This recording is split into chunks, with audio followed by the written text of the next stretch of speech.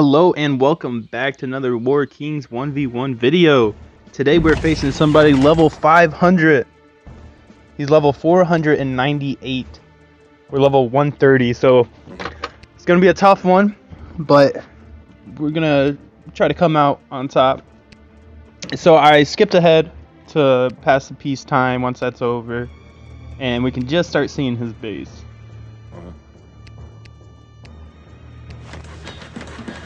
I've definitely been trying to speed it up a little bit, get my game better. Some people have told me some suggestions, like with the academies. So I'm trying to get better with my speed, but we'll get there. Again, he's level 498, so this is going to be a tough one. I don't know if we're going to be able to pull this one out, but, you know, it's always worth a try. Worth a try, my bad. Alright, so here, anyways. We are spreading out our workers and we're going to look around a little bit. He already sent a archer at me just to do a little damage, but we're going to get him while our army heads out. Now at this point I'm pretty much already done with all my builds, so I think I am going a little bit quicker. I think the 4 Academy strat has been helping out quite a bit.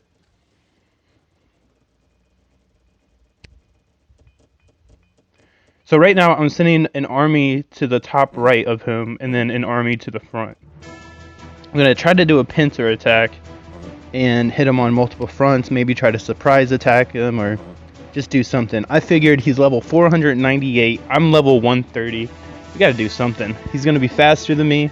He's probably going to be better than me. So how do you beat somebody who's a better player than you? Well, tactics.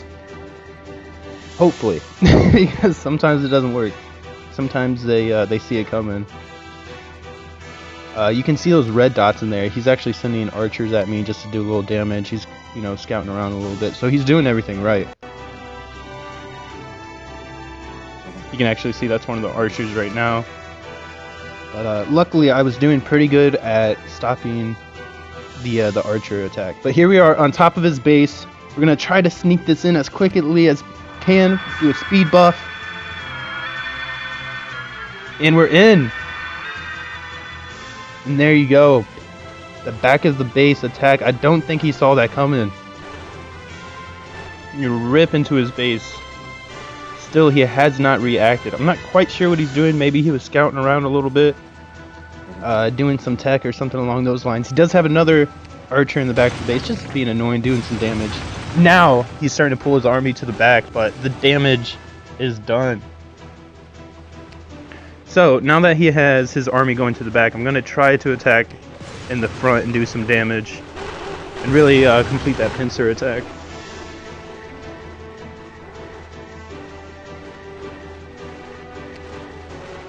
And there we go. There's the pincer. Give it a bump.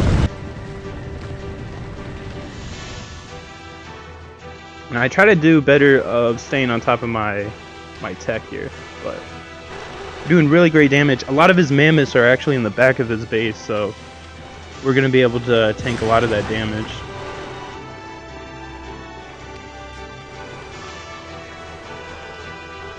And we're just ripping through his base here. We're doing damage, we're getting it. But he does destroy my army in the back. He pretty much destroys my army here. I have just a little bit kicking. And there you go. He completely destroys the pincer attack. But the damage is done. We've hit the back of their base. So he's not going to make any more food or any more gold. So that's going to help a lot.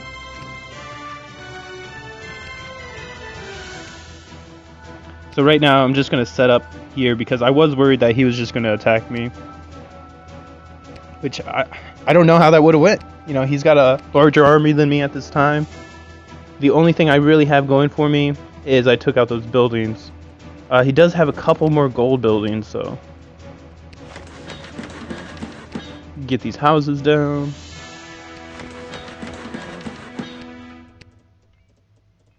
And with 1v1s, houses aren't, you know, a necessity because you get around like 450, 500 just normally. With the houses, you know, maybe it's 500. But anyways, you get a lot of troops with playing 1v1 just naturally. So we're gonna keep stacking up our army here. Because again, I'm waiting for the attack. I'm ready for it at any moment, and I just want to have the first battle start over there at the bridge, and then hopefully I can have reinforcements. My thinking is, I should be able to win now. The damage is done. I should have the advantage, but at the same time, he's a way higher level than me, so you never really know how that's going to go. He was able to win that battle pretty decisively, and his army is getting quite big, so we'll see if we can actually pull through this. And of course, he does have the undead. I didn't choose to go all the way up to level 3. I felt like once I had done that early damage, to just push forward with the level 2. And I don't really use Call of Hero that much. I actually have mine upgraded pretty strongly. I have one of the best heroes that you can choose. I think like the 3rd best, but those heroes are expensive with gems, not really like in-game. But I just don't really think they're that useful personally. But anyways, we got our army setting up here. We're gonna add them to the big cluster up there. Now we are starting to get a pretty sizable army here in the front.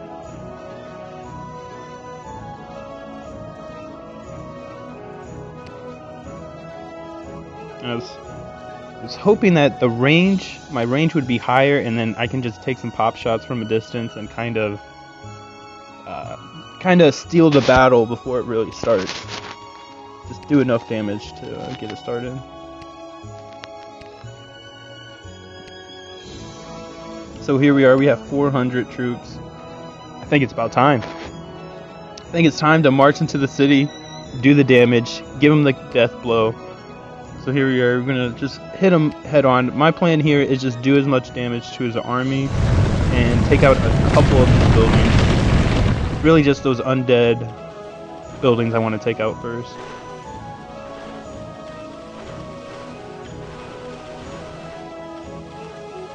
And here we go, he's got his army coming in. Here goes the battle. Gonna hit them with the debuff. Boom! Now we do have a little tiny bit of reinforcements. Look at these guys. But we're gonna send them in the battle to help out. Every little bit's gonna count here. And there we go. We just destroyed the last undead building. So we're level 3s for him. He still had his magic shop, so he's able to pop out the buffs and debuffs.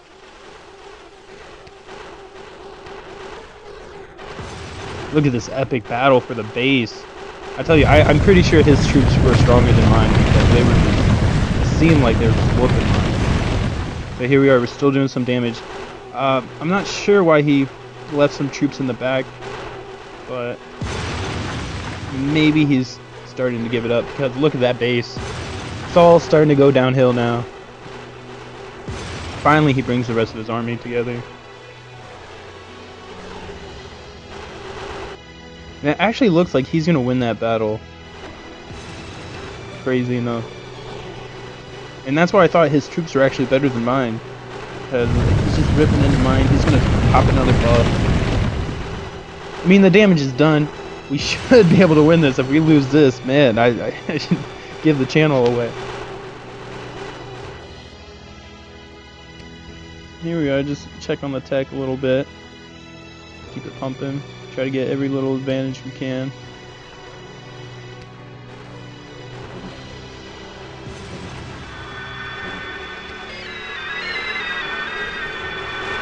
There we go. We still got the mammoths fighting it out. That's really all that's left. A couple archers in there. But they're doing the good work right there.